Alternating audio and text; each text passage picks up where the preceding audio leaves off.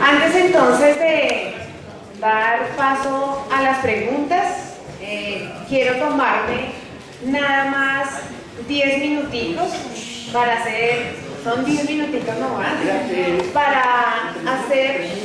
una... Está haciendo demasiado frío. Estiremos por acá. Es que siempre existe el tema del receso, digamos, no lo contemplamos con el ánimo de que no haya deserción también por el frío. Entonces, nada, 10 minutos para resumir algunos puntos, tanto para quienes han permanecido como para los que han ido llegando y de pronto se han perdido algunas de las ponencias, para luego entonces pasar al espacio de preguntas. En un primer momento, David Racero, en representación de la Secretaría de Integración Social, trabajó básicamente 4 puntos, destacando el trabajo histórico por la objeción de conciencia de las diferentes organizaciones, que no se da a partir del apoyo de la Bogotá Humana, sino que es algo que se viene realizando desde hace más de 20 años. En segundo lugar, destaca cómo uno de los logros de este proceso ha sido despertar el interés de diferentes sectores en el tema, desde la derecha, un poco decía él, materializada también en los pronunciamientos de Santos en el tema, hasta las personas del común, que como lo han evidenciado diferentes noticias, incluso las personas han intentado que se detengan las batidas, que no se lleven a los jóvenes en la cotidianidad de los barrios. En tercer lugar, hace una invitación a preguntarnos, ya cumpliendo un año desde el lanzamiento del proceso distrital de objeción de conciencia y de ese primer foro, evaluar si hemos logrado los propósitos que nos fijamos en ese momento, y que viene un poco. Finalmente, él destaca que sigue el respaldo de la Bogotá Humana a este tipo de procesos hasta donde las organizaciones también lo consideremos pertinente, un poco en vía de también ser puente con el gobierno nacional en esta temática, pero la invitación igual que también las organizaciones lo sabemos, es que el proceso debe continuar a pesar o con o sin el apoyo de la administración distrital. En un segundo momento, Diego Carreño, en nombre del proceso distrital de objeción de conciencia, destacó 3 cosas principalmente. En primer lugar, hizo una indagación sobre qué es la objeción de conciencia o qué entendíamos como auditorio frente al tema de la objeción de conciencia, para destacar que se puede entender desde la perspectiva jurídica y política. Desde la perspectiva jurídica, netamente como un derecho individual, pero ya en perspectiva política, más como una apuesta colectiva de la transformación de la sociedad que está en clave o en unas lógicas guerreristas. Se tocan unos puntos sobre la historia del proceso distrital de objeción de conciencia, lo que ha sido esa campaña de Somos la generación de la paz de un joven más para la guerra, así como una breve reseña del contexto de militarización histórica en el país. Destacando entonces que a partir de esta comprensión de las causas estructurales de la guerra y del conflicto es que nos la estamos jugando como proceso por la posibilidad de posicionar otra opción de país lejos de las lógicas de la violencia y de la guerra. En este mismo sentido, nuestra postura entonces como proceso distrital, en un marco amplio, es la lucha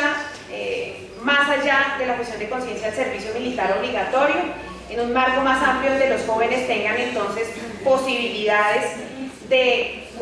llegar, de cumplir, de construir su proyecto de vida, de no una legislación que restrinja estos derechos a estas libertades, y como la posibilidad de seguir posicionando estas temáticas en los diferentes escenarios en que se puedan discutir, así como la importancia de la articulación con otros movimientos sociales en la consolidación pues de un país que transforme todas estas lógicas. En ese sentido, reconociendo que todas estas apuestas son en el largo plazo, que son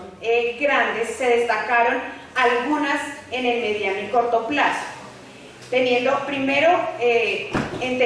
que si se da una legislación en el tema de objeción de conciencia, es necesario que sea una legislación garantista, aun cuando asumimos que igual el derecho debe darse por existente, está consignado en la Constitución política, pero hemos visto, los que a diario trabajamos con el tema, que sí ha sido un problema la no existencia de la ley. Ese ha sido el principal argumento de los militares para no reconocer el derecho, de ahí que identifiquemos la necesidad de una legislación, pero que sea garantista. En segundo lugar, la necesidad de la eliminación de la libreta militar como requisito para acceder a otros derechos como el trabajo, el poder graduarse, la educación, etc. Y en tercer lugar, seguir generando movilización para que cesen las detenciones arbitrarias con fines de reclutamiento o conocidas mal llamadas partidas. Entonces, ¿cómo lograr que estos puntos, bueno, en el corto y mediano plazo sigan teniendo como esos diferentes escenarios? Ya en tercer lugar, Luis Manuel, el caso de la Defensoría del Pueblo, toca básicamente dos puntos. Uno es el reconocimiento de por qué este derecho es importante para la Defensoría del Pueblo, y en segundo lugar, qué se ha hecho desde la Defensoría frente a la protección de este derecho. En este sentido, Luis Manuel destaca entonces cómo, al ser un derecho fundamental y las implicaciones que eso tiene, que es la posibilidad de defenderlo, protegerlo vía tutela, es que se considera importante pues para esta dependencia. Hace una invitación un poco a que desde los movimientos sociales se asuma que sí o sí es un derecho fundamental, que no lo pongamos un poco en duda, porque muchas veces cuando eso pasa, cuando el joven se ve enfrentado a definir su situación militar y se duda de pronto de este derecho fundamental, es donde se da como permiso a que se vulneren también estos derechos. En segundo lugar, entonces, en el tema de qué se ha hecho, Luis Manuel muy detalladamente nos contó cómo se dio la construcción del informe defensorial frente al tema del proceso de reclutamiento y específicamente también en el tema de objeción de conciencia, destacando las diferentes irregularidades que se cometen tanto en los casos de las exenciones, cítese hijos únicos, personas que están unidas conyugalmente, indígenas y demás, como en los jóvenes que solicitan el aplazamiento, estudiantes universitarios, estudiantes que van a ser seminaristas o sacerdotes. De manera entonces que se concluye esta ponencia motivando a seguir visibilizando, a continuar entonces este trabajo de visibilizar y como el informe va a ser un instrumento también para hacer control social, y hacer control a la institucionalidad para que proteja estos derechos y sean cada vez menos los jóvenes que vayan a la guerra. Luego, John Jairo, de la Unidad Técnica de Alirio Uribe, nos comentó básicamente tres cosas. La primera es cómo en Colombia este escenario de violación sistemática de derechos humanos e infracciones al derecho internacional humanitario nos aboca o nos envía a un escenario donde es necesario entonces luchar por la desmilitarización de la vida. John Jairo nos cuenta detenidamente los 10 puntos o 10 compromisos que tanto Iván Cepeda como Alirio Uribe asumieron ante notario y también en la plaza pública, que iban a trabajar allí en el Congreso. Algunos de ellos, el tema de derecho de las víctimas, la necesidad de una reforma política, la necesidad de defender la soberanía alimentaria, los derechos de los niños, niñas y jóvenes, así como el derecho a la educación. Pero llaman la atención especialmente sobre el punto 2, que hace alusión al tema de la paz estable y duradera, donde la pregunta o donde el compromiso a trabajar es frente a la necesidad o no de los ejércitos, si se dan los acuerdos de paz, si se da una refrendación de los acuerdos de paz, y cómo todo esto implica una serie de retos a nivel de las instituciones políticas, que tendrán que tener entonces como mandato redefinir todo el tema del reclutamiento en Colombia, en especial el carácter obligatorio o no del servicio militar. Hay una invitación entonces a que nos unamos y sigamos trabajando en pro de este tema, porque sigue la contradicción de animarnos un mensaje a la paz, pero mientras la guerra continúa. Eso básicamente. Con Adriana Benjumea miramos básicamente 5 puntos. Creo que no los alcancé a coger todo por la rapidez con la que esta mujer habla, pero vamos a intentar como condensarlos.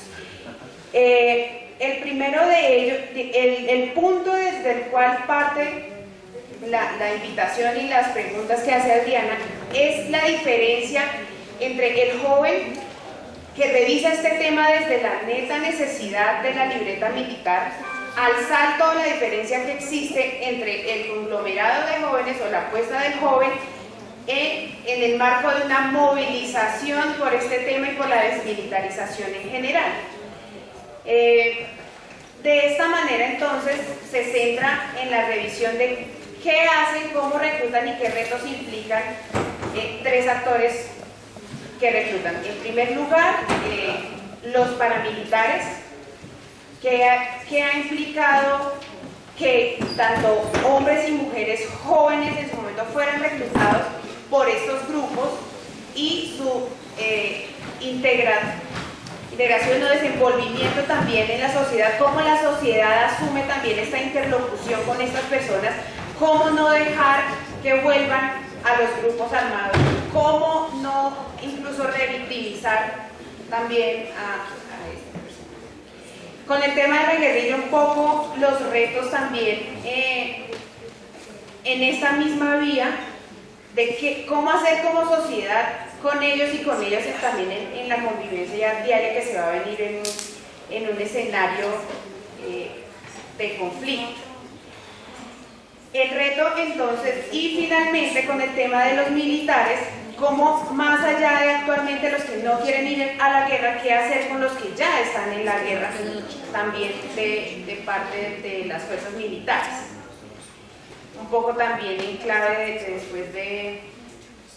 los acuerdos. El reto entonces es cómo si esto va a ser un movimiento por la desmilitarización, hay que asumir que hay que movilizarse entonces para tener el derecho a la movilización. Cerrando un poco con una remembranza del texto antes del fin de Ernesto Sábato, hay una invitación a deserotizar la guerra, la violencia y el poder que dan las armas, de manera que solo así será posible otra sociedad, que tenemos que hacerlo nosotros y nosotras, en contraste también y con el reto de esta sociedad como consumista también en la que nos movemos, recuperar entonces los foros de movilización en la calle y dar a conocer en estos escenarios a todos y a todas el tema para trabajar porque esta sociedad entonces sea distinta.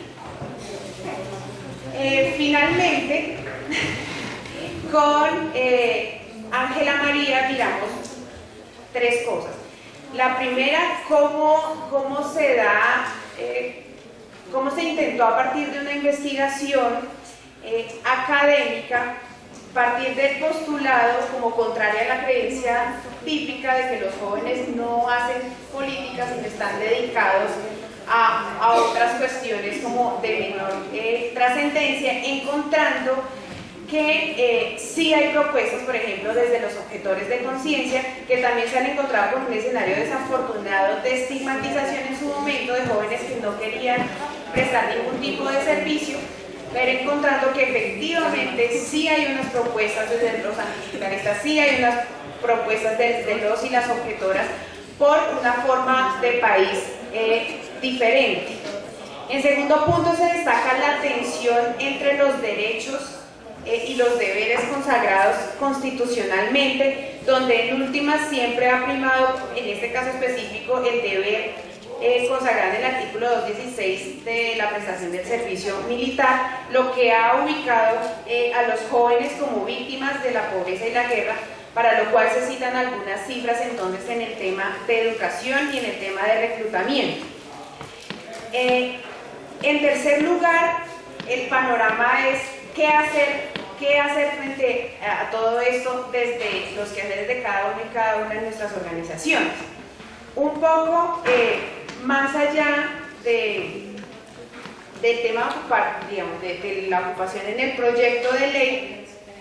sí deja un llamado al tema, a revisar el tema ético y cómo los pobres o los menos favorecidos en esta sociedad son los que están poniendo las víctimas para la guerra. Se anima entonces al debate que debemos darnos a la discusión en el tema moral y cultural en esta vía. Se expresa una voluntad también desde la alianza, desde el Partido Verde también, a viabilizar un proyecto de ley para que también el servicio militar sea voluntario. Sin embargo, hay un llamado muy fuerte a que se busque el tiempo para viabilizar esta iniciativa, dado también la reconfiguración del Congreso que se viene ahorita a partir del 20 de julio, donde hay un amplio sector de la ultraderecha que se opone a estos temas y por ende es necesario sumar aliados en otros partidos políticos como el Liberal y el Partido de la U, que también se la están jugando por una apuesta de tránsito de la guerra a la paz, pero fundamentalmente cómo desde la movilización ciudadana es que se puede y se puede lograr algo en esta vía, como ha sido demostrado en otras ocasiones. Creo, bueno, cómo enfrentarnos también como ciudadanos a estos escenarios de posible control político desde la argumentación, desde argumentos fuertes, pero siempre también en una tónica también no violenta, hacerlo pacíficamente. Bueno, fue todo un reto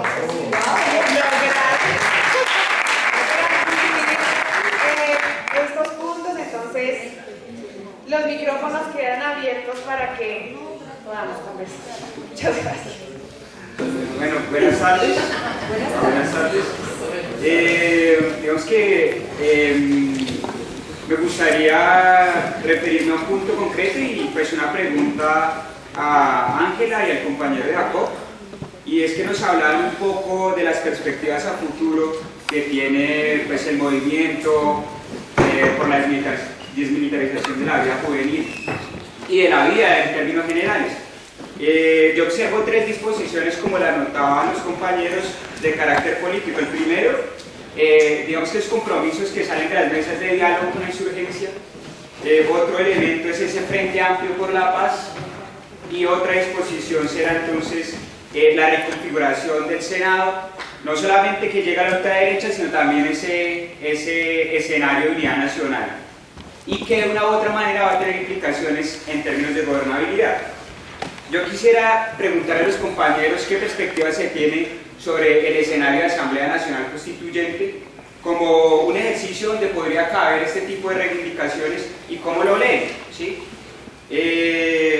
Lo otro, y principalmente pues a la representante Ángela, es que nos ha hablado un poco de que esta generación de la paz tiene algunas tareas frente a la reconstrucción del país en un postconflicto. ¿Qué líneas uno podría entender como joven hoy para apostarle a esa construcción de país en el postconflicto? Mi nombre es Miguel Salzate, yo soy la directora del Departamento de la Juventud de la Central de Trabajadores. Es solo una apuesta que me preocupa y que Ángela nos pueda ayudar, y es, yo escucho que entre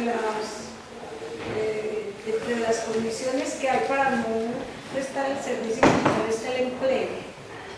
Y en las estadísticas que tenemos en la central es la población que menos tiene. Entonces, ¿cómo vamos a hacer con esa apuesta positiva para que se haga realidad? Uno, la implementación de políticas de primer empleo. Y dos, este gobierno dijo que era el gobierno de la generación del empleo y la formalización. Entonces, ¿cómo hacemos conjuntamente todas esas estrategias para que esa normatividad que ampliaron e hicieron, esa normatividad que hicieron se pueda ampliar e implementar, pero especialmente en esta población, que es la que no tiene ninguna oportunidad hoy de acceso al empleo? Es como eso. Yo tengo dos preguntas, digamos que varios y varias han hecho referencia como la necesidad de militarizar también en términos culturales y sociales a la sociedad, digamos que es una de las preocupaciones del proceso digital de objeción de conciencia. Sin embargo, aún estamos como reflexionando en cuál es la ruta para hacerlo. Entonces me gustaría sobre todo Adriana y Ángela María, porque pues les pregunto a las dos porque sé que también han hecho parte pues, del movimiento por la paz y del movimiento de mujeres. ¿Qué estrategias creen que pueden ser potentes en ese proceso de militarización en términos culturales, sociales, en términos de los imaginarios? Al comienzo mostrábamos un video de cómo pues esa misma gente que elige el Centro Democrático, pues esas mismas compatriotas pues que están de acuerdo con que se aumente la fuerza militares, con que haya más gasto militar, son las mismas personas que digamos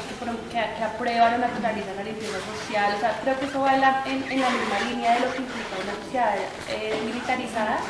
Y todavía tenemos que ponernos un poco de acuerdo en pensar qué hacer para poder transformar esas lógicas que están tan en la piel y en las relaciones cotidianas. Y la otra pregunta, también para las dos, bueno, si los demás quieren opinar, pues interesante, es cómo logramos, que es como un reto que tenemos, el proceso digital, cómo logramos acercarnos más al movimiento de mujeres. Digamos, las mujeres hemos sido históricamente unas de las que hemos estado pidiendo la salida a negociar el conflicto, las que hemos, digamos, hemos hecho movilizaciones contra los batallones, bueno, hemos hecho un montón de acciones, pero aún digamos que no hemos encontrado la estrategia para lograr articularnos de mejor manera a las mujeres y digamos eso se evidencia en que algunas de las acciones que hacemos pues no logramos aún convocarlas. Entonces digamos que esta invitación también a Adriana era intencionada en ir logrando acercarnos cada vez más al movimiento de mujeres al cual yo también pertenezco y también estoy intentando jalonar desde ahí, pero si ustedes tienen alguna idea de cómo lograr acelerar ese acercamiento, porque creemos que la movilización es necesaria, pero una movilización articulada. Me presento, soy Juan José Torres, estoy cursando el último grado de bachillerato, hago parte de Andes y pues teniendo en cuenta que la mayoría del Producto Interno Bruto está destinado a la potencialización de las Fuerzas Armadas, fuerzas del Ejército. Teniendo en cuenta eso, poniéndolo en contexto de paz, ¿qué va a pasar con esos dineros, con esa plata? O sea, ¿en qué se va a invertir? Si se va a invertir al tema social o se va a invertir a un ciego avance económico.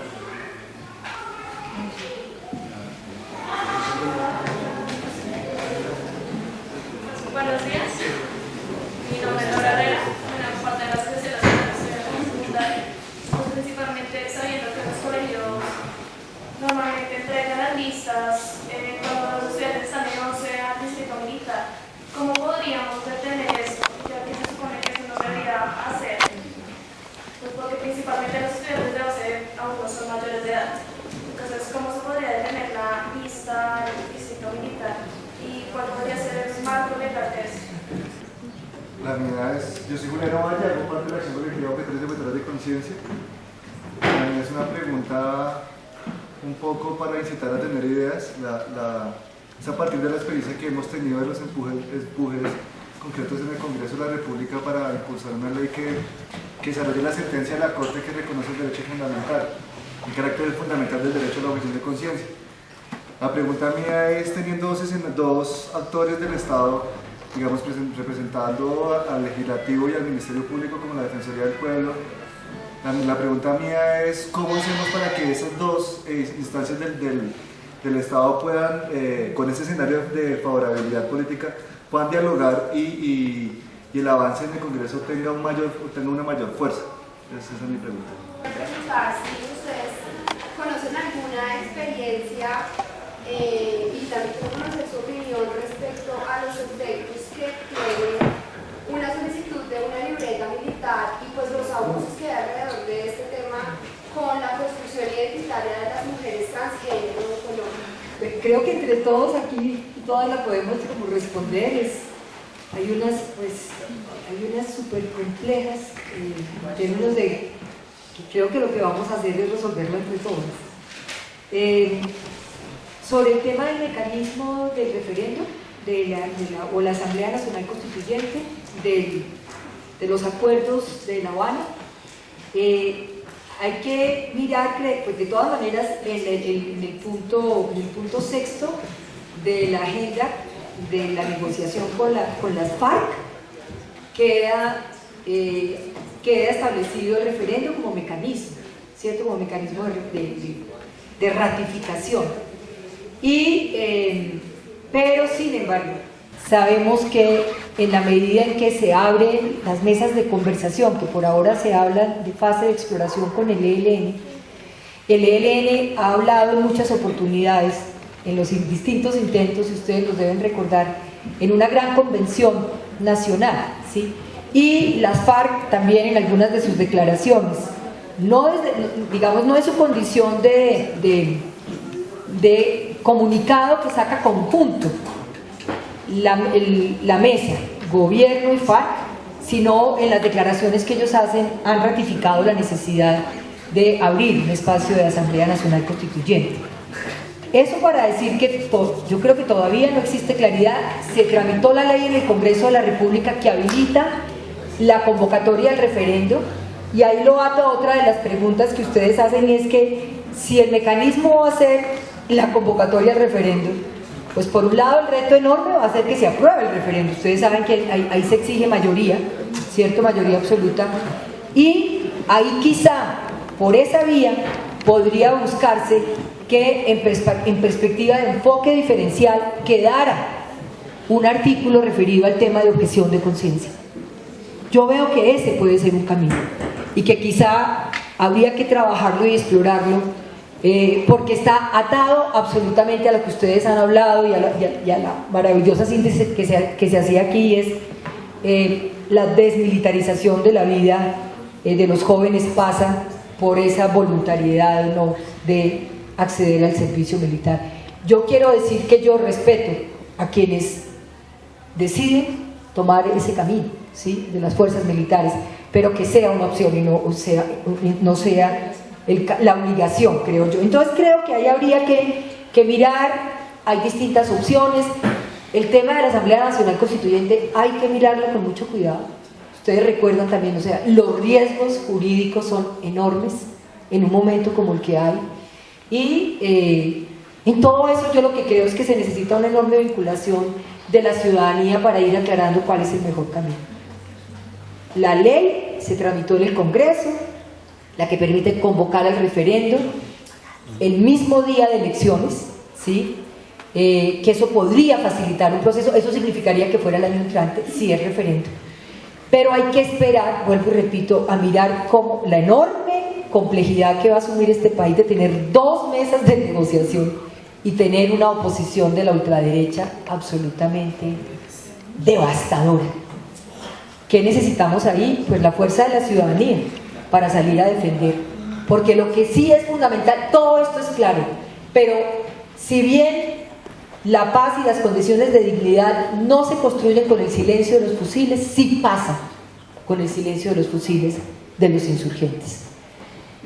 Sobre el tema de como cuáles pueden ser los caminos, cuáles pueden ser las estrategias, yo lo que invito ahí es yo no tengo respuestas, realmente yo creo que es demasiado complejo lo que estamos haciendo. Nosotros nos estamos reuniendo Frente Amplio por la Paz.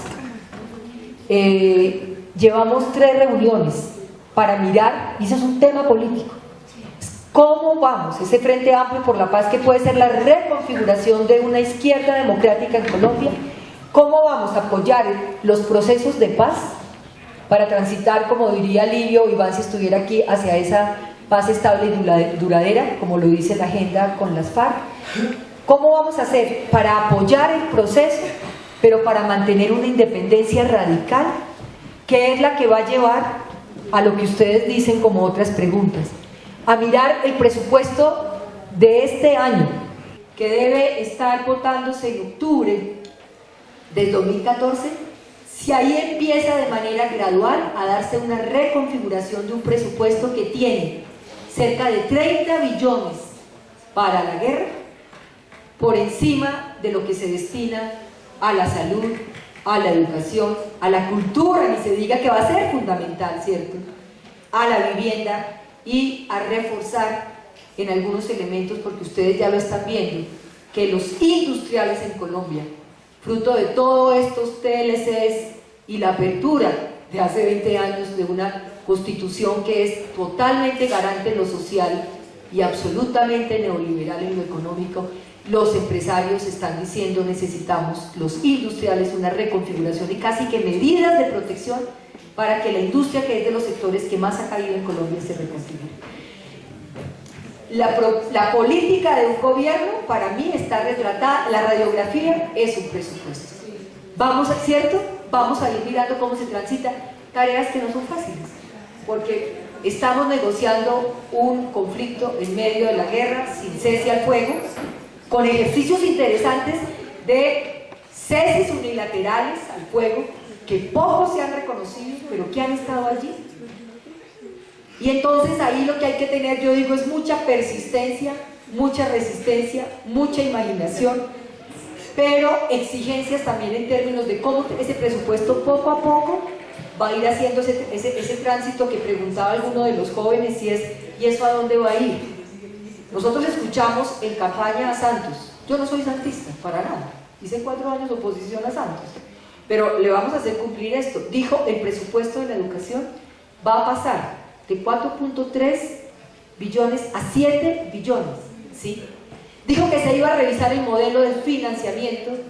de intermediación financiera de la salud. Dijo que se iba a reforzar y a generar la jornada completa para los jóvenes.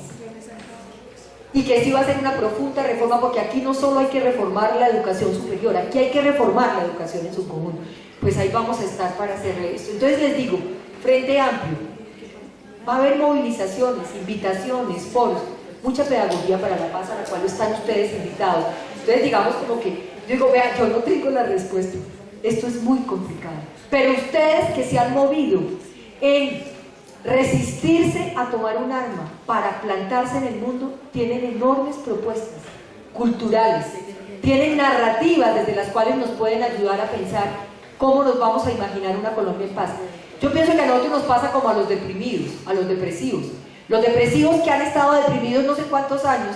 cuando los sacan de la depresión no saben cómo vivirlo, ¿cierto? Aquí hemos vivido en guerra tanto tiempo que nos resulta casi imposible imaginarnos un futuro, un presente y un futuro, y yo creo que ahí ustedes nos pueden ayudar.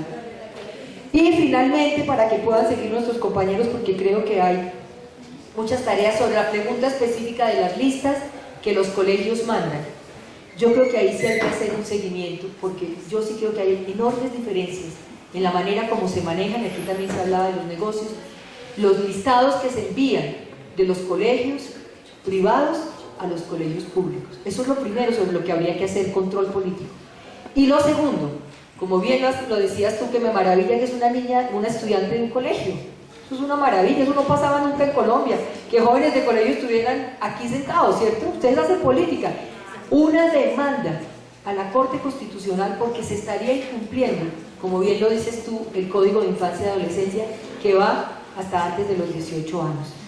Yo creo, entonces, hay muchas entradas, hay muchos trabajos que se pueden hacer vía el bloque constitucional, que si bien exigen desarrollos de la ley, para las mujeres y para los movimientos LGBT han sido fundamentales. Es recordar que ha sido ese bloque el que ha garantizado derechos.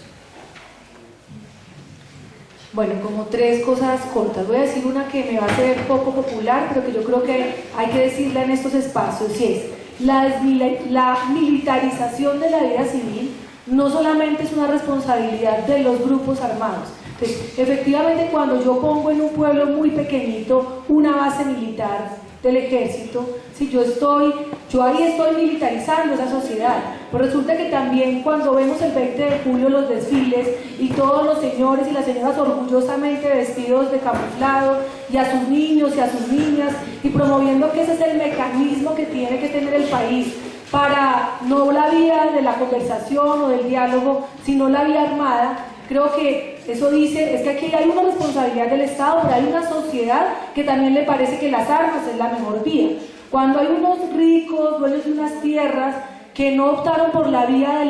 de la policía ni por la vía del ejército legal, sino que dijeron que se tenían que defender, y lo pongo entre comillas, con unos grupos armados paramilitares. Ahí hubo un caldo de cultivo que no fue solamente el grupo paramilitar, sino una sociedad, unos poquitos ricos que dijeron, sí, nos tenemos que defender con estos. Entonces no fue solamente, los paramilitares no fue una generación espontánea, ¿sí? Y lo mismo pasa con la guerrilla, o sea, cuando hay una sociedad pobre, excluida, que no es escuchada por el Estado y cree que la forma de poner sus reivindicaciones es a través de las armas, pues ahí también ahí no hay solamente 3 grupos armados con las diferencias que les queramos hacer, sino unas sociedades que han permitido y dicho, ese es el camino. Entonces, el reto de la desmilitarización no solamente está en la conversación en La Habana, en que otros grupos guerrilleros también estén ahí, no solamente está en que los paramilitares y en los que se están desmovilizando y las BACRIM y todos los nuevos aparatos opten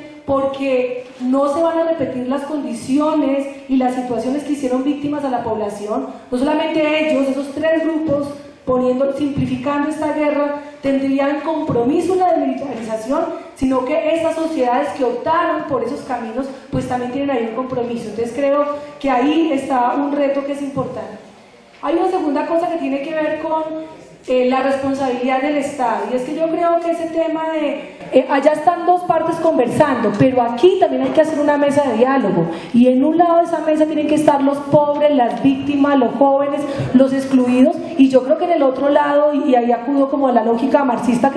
que nos puede habitar, y es los dueños de los medios de producción, los ricos, los empresarios que están trabajando también por la paz y lo dicen, los dueños de los medios de comunicación, también de la otra punta. Bueno, sentémonos en esta mesa y digamos cuál es, allá hay una negociación, cuál es la negociación acá, porque yo sí creo que el tema del gasto militar hay que trabajarlo con mucho más rigor en este momento. Yo creo que lo que tiene un impuesto para la paz, o sea, ya pagamos, listo, firmamos los acuerdos, se pagó impuesto para la guerra, se grabó la platica poquita que la gente tenía en el banco, no solamente la de los ricos, sino la más pequeñita se grabó para darle a esta guerra. Bueno, ¿cuál es el recurso? ¿Cuál es el presupuesto de la declaración de renta que hacen o del impuesto al patrimonio que tienen los más ricos de este país? ¿Cuál es el porcentaje que en la mesa de acá se va a negociar para que los jóvenes no vayan a la guerra, sino que vayan a la universidad, no los puedan excluir porque están en el SENA, o el SENA sea una opción de los que quieren y no de los que no tienen con qué ir a la universidad? O sea, ¿dónde está la plática que se queda acá? Porque eso no solamente se arregla con conversación y buena voluntad, eso se arregla con recursos, ¿sí? Y lo ha dicho la Corte Constitucional, hasta el máximo de los recursos disponibles y por encima de cualquier gasto público tiene que hacerse la atención a la población que se llama vulnerable. Entonces sí creo que nos queda mucho trabajo por hacer en pensar mucho mejor el tema del gasto, cuáles son las propuestas que se le hacen a los que tienen el dinero en este país, a los empresarios que están reuniéndose y diciendo también estamos por la paz. ¿Y eso qué significa? No solamente se puede significar que van a tener, que como el país ya no va a estar en conflicto, pues pueden tener más empresas y pueden generar más la minería y la agroindustria, sino que eso tiene que ser también reflejado en el recurso público que se deja a la sociedad. Podría decir otras cosas, creo que la relación hoy entre el movimiento de mujeres y el movimiento de los sectores de conciencia tendría que enfocarse en la búsqueda de una generación que va a recibir unos acuerdos de paz, una desmilitarización, porque hoy todavía el tema de la objeción de conciencia a nosotros las mujeres, a las feministas, a las que creemos que las mujeres tenemos un derecho que es poder decidir sobre la maternidad, pues la objeción de conciencia nos sigue haciendo mucho ruido porque generalmente se utiliza en contra nuestra. Yo se los termino con un ejemplo, y es cuando yo hice mi tesis de pregrado, que era joven objetora de conciencia, fue la objeción de conciencia al servicio militar obligatorio como un derecho que estaba en la Constitución. No les voy a contar todos los pormenores, pero mi tesis en la Universidad de Antioquia pasó sin pena ni gloria, como cualquier otra tesis de alguien que simplemente quiere salir de la universidad. Cuando toda la discusión del procurador, ya en esta época, yo terminé la universidad, no les voy a decir hace cuánto tiempo, para que no me hagan cuentas, pero mi tesis ahí fue como cualquier otra. Cuando toda esa discusión con el procurador, yo ya en una organización de mujeres trabajando en ese tema, a mí me llaman de la Universidad de Antioquia a decirme que mi tesis va a ser laureada y publicada y no sé qué de objeción de conciencia. Yo dije, no me interesa ni 5, ¿sí? Porque justo en este momento, cuando las mujeres estábamos peleando, porque usted médico, pues que porque la objeción de conciencia no podía ser institucional y porque usted médico, si era objetor de conciencia, para practicar una interrupción voluntaria del embarazo, se la tenía que entregar a otro médico y tenía derecho y tenía la obligación de informarme, ¿sí? Entonces creo que cuando uno busca las alianzas tiene que buscar por lo que nos junta, y yo creo que a los movimientos de mujeres, a los movimientos antimilitaristas, en contra de la guerra, nos une eso: soñar un país que tramite sus conflictos de forma distinta y que tenga la vía de la conversación y no de la guerra.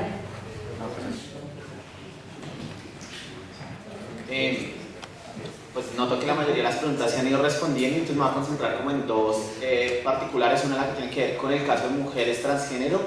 Habría una premisa que ilustra la prestación del servicio militar obligatorio, y es que debería ser voluntario y no una imposición. En esa misma línea argumentativa, la Defensoría lo que ha venido trabajando es algunos casos particulares donde una mujer transgénero, digamos, si es un transgénero hombre y quiere prestar el servicio militar, debe permitírsele sin ninguna discriminación, porque es una cuestión de su decisión, de su fuero interno.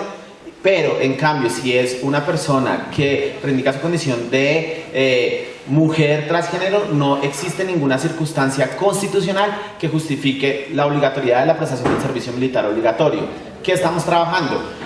Resulta que cuando les tramitan la libreta militar, en la libreta militar escriben como causal de exención como no apto. Para nosotros eso tiene un fuerte contenido discriminatorio, porque vulnera derechos que tienen que ver con el reconocimiento de la diversidad, la pluralidad y la opción sexual diversa. Eso como para responder la pregunta puntual de atrás sobre cómo se manejan o cómo manejar estos casos, que además es uno de los capítulos también a los que hace referencia el informe en el cual está trabajando la Defensoría del Pueblo en este momento.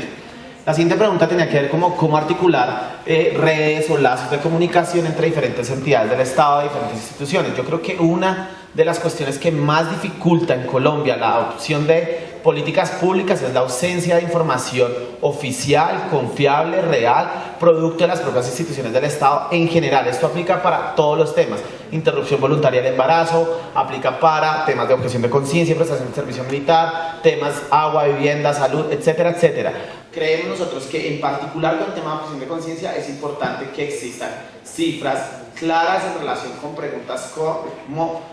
quién está prestando servicio militar, cuáles son las personas que realmente terminan, en qué condiciones terminan prestando servicio militar obligatorio, qué estratos sociales en realidad nunca prestan servicio militar obligatorio, si en realidad este es un escenario que reproduce patrones de discriminación y exclusión invisibles, es decir, como que el mundo funciona así como si así funcionara, sin identificar que detrás de todo esto lo que hay es que solo un cierto sector de la sociedad colombiana es a quien se le está exigiendo el cumplimiento de este deber. Y ese tipo de reflexiones, digamos, por eso para nosotros el trabajo del informe va a ser, digamos, el informe en sí mismo no es el trabajo duro que tuvimos, sino el trabajo duro viene en la difusión del informe, para que al momento pues para que las personas que toman decisiones en política pública conozcan los datos, conozcan las cifras, conozcan las anomalías, las irregularidades, y así se puedan adoptar decisiones de política pública frente al tema.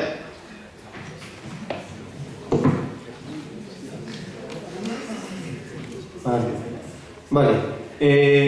Con relación a la pregunta de las asambleas constituyentes, efectivamente en el marco del proceso distrital de objeción de conciencia esto hace parte de su agenda política, está dentro de su horizonte, pero sin embargo evidentemente esto ha pasado por unos debates serios y sobre los riesgos que esto implica, porque sabemos que las asambleas constituyentes no solo están siendo promovidas por sectores sociales y de izquierda, sino también por la ultraderecha de este país,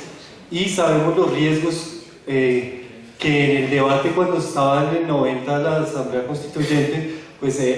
fueron unos riesgos que después corroboramos durante toda la década del 90, y es que el narcotráfico, por ejemplo, salió fortalecido de la Constitución del 91. Así que, si bien creemos que efectivamente un escenario de participación como la Asamblea Constituyente es un escenario muy importante porque moviliza mucho la participación de la gente, también es un escenario que representa muchos riesgos. Ojo, también es importante decir que el proceso de negociación del cese de la guerra con los grupos armados y el gobierno pues también implica como la necesidad de transformar muchas otras cosas del país, no solo las cuestiones que tienen que ver con las armas. Implica, como ya dijimos durante todo el foro,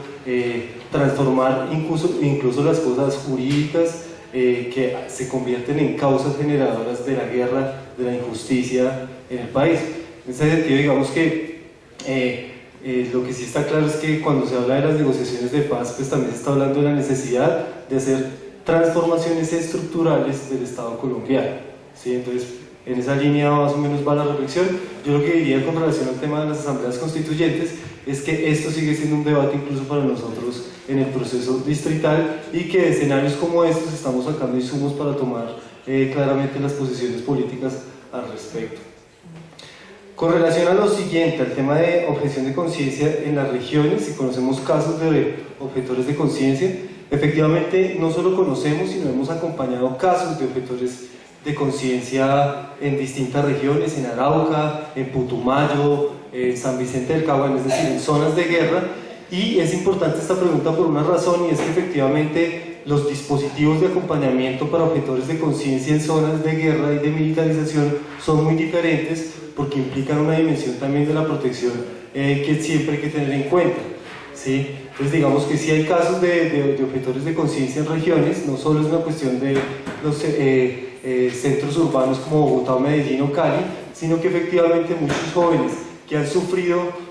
la guerra directamente se han declarado objetores de conciencia en las regiones justamente por haber sido víctimas de la guerra, y efectivamente esto implica niveles de acompañamiento diferentes por estar en zonas de guerra.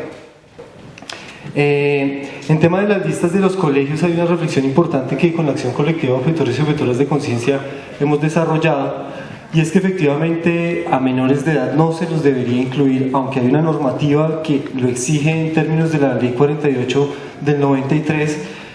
Aunque eso es así, también hay unos acuerdos internacionales que Colombia ha suscrito, como el protocolo facultativo, ¿sí?, de protección de los niños y las niñas, y en este protocolo está claramente evidenciado que bajo ninguna razón se puede involucrar y bajo ninguna forma a los niños y a las niñas en la guerra. Un menor de edad sigue siendo una niña en la guerra, y una manera de vincularlo es inscribirlo en las listas para que defina su situación militar, ¿sí? Entonces, para nosotros, además de que es una posición política, también tenemos los argumentos jurídicos en el marco del bloque de constitucionalidad, a través de los cuales estamos argumentando que estas listas que entregan los colegios a las unidades militares deberían ir discriminadas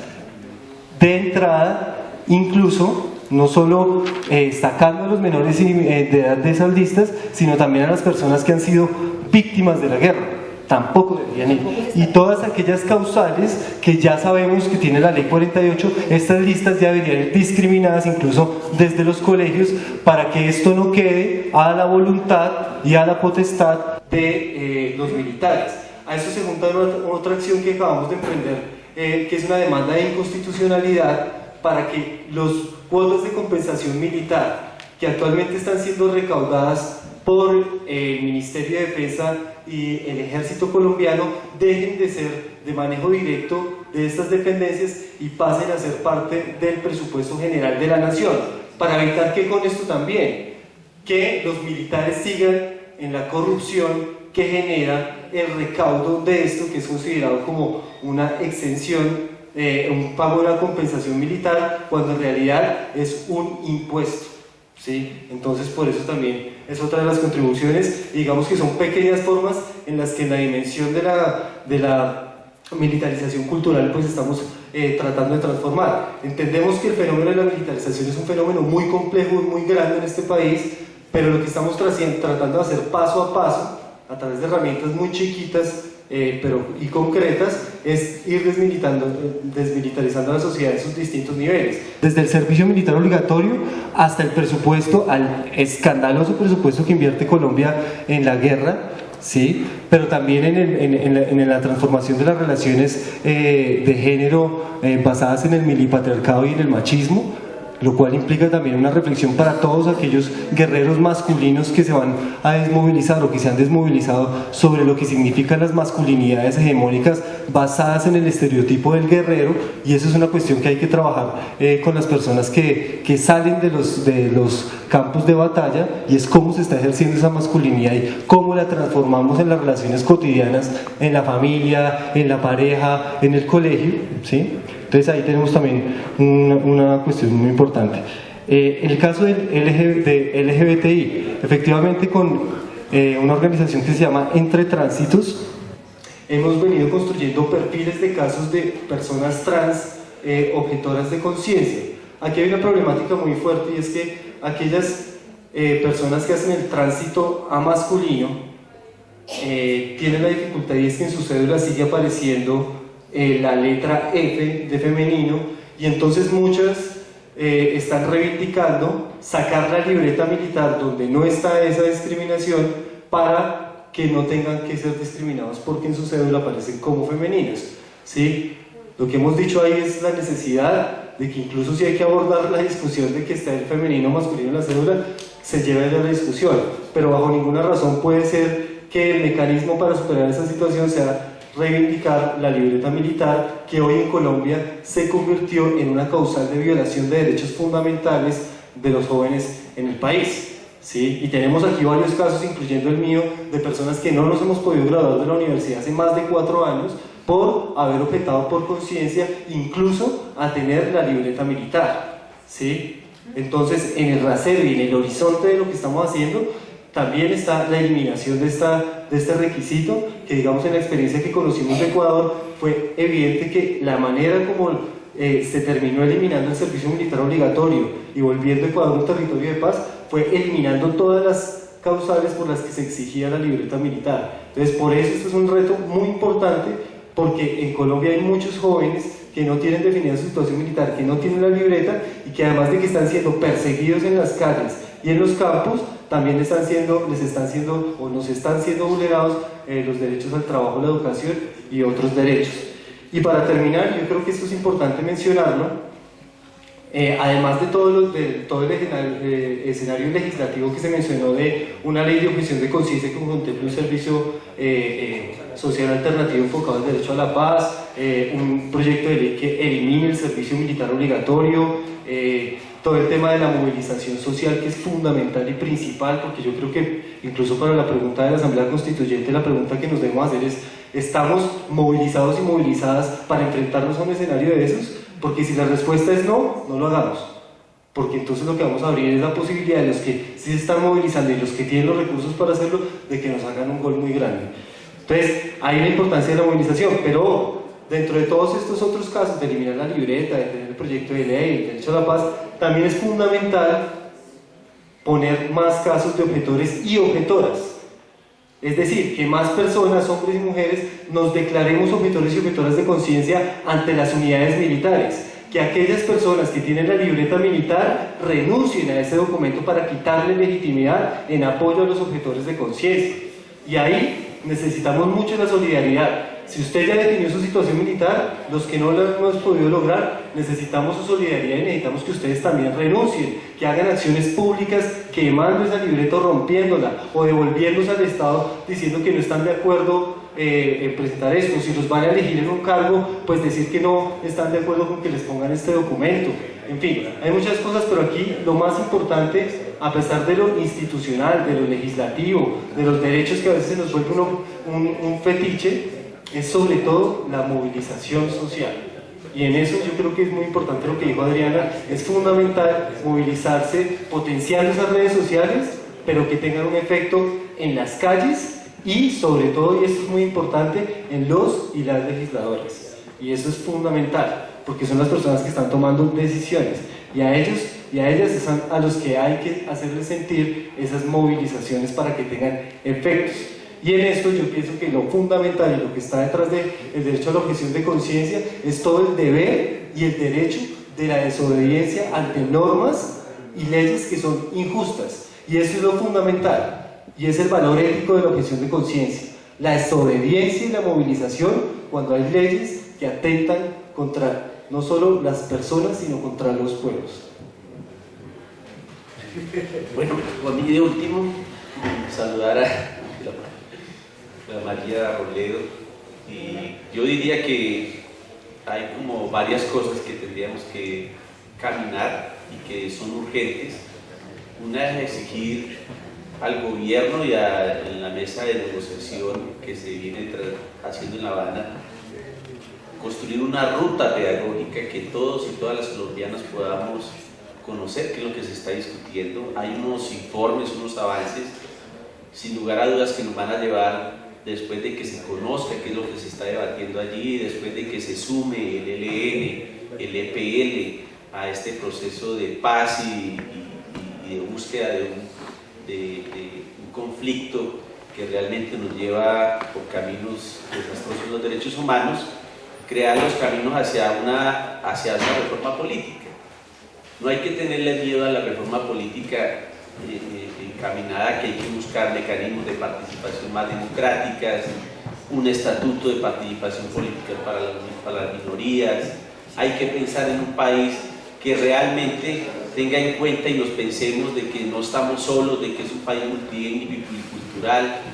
Hay diversas iniciativas que son importantes, que se tienen que considerar para sacar el país adelante. Frente al tema, en los 10 compromisos que firmó Alirio y Iván en aquel momento, hay un compromiso por el tema de cómo seguir luchando contra los tratados de libre comercio.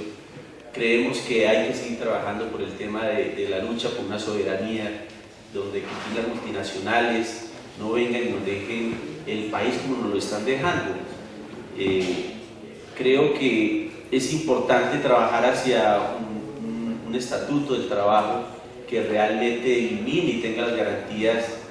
que posibiliten la igualdad de los trabajadores y no se discrimine como se viene discriminando actualmente a los trabajadores en el país. Y hay muchos casos que yo diría, y que ya han dado respuesta los compañeros y compañeras, en este escenario, que nos permiten también en la lucha. Yo creo que tenemos que, a veces soñamos mucho de que esta minoría, ahora que fue elegida allí en el Congreso, puede hacer mucho. Yo creo que hay una maquinaria aplastante allí que sin lugar a duda el 70 al 80% va a impedir de que podamos hacer algo allá en el trabajo legislativo. Pero con la presión activa, la participación activa de todos los ciudadanos de Colombia, ese control político y la denuncia que ha venido haciendo Iván, que ha venido haciendo muchos congresistas y congresistas allí en la Cámara y en el Senado, podemos llegar a sacar adelante y que este país, ponerle una talanquera de que si el gobierno no cumple con lo que ya dijo en esta reelección, con el tema de la paz, nosotros podamos seguir denunciando a nivel internacional y nacional esos efectos nocivos que hay. Frente al tema, por ejemplo, de las mujeres, yo diría que hay iniciativas muy importantes, tanto desde los indígenas, los afros, que podemos recoger de allí para buscar mejorar las condiciones de un gran congreso de mujeres por la paz. No sé, hay que crear iniciativas, hay que innovar en este país. Y frente al tema, por ejemplo, cómo los indígenas nos han dado ejemplo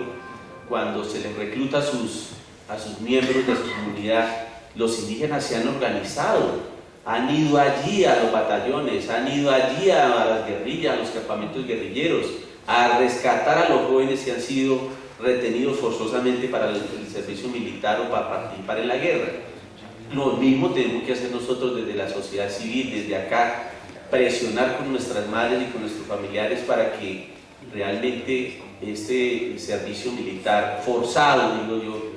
no se siga cometiendo y llevando a la cabalidad como que está haciendo un atropello con los barrios y en las localidades. Son muchos los casos ya denunciados y conocemos. Nosotros año tras año visitamos las localidades y sabemos del atropello que hacen allí, en los portales de Transmilenio en Bogotá.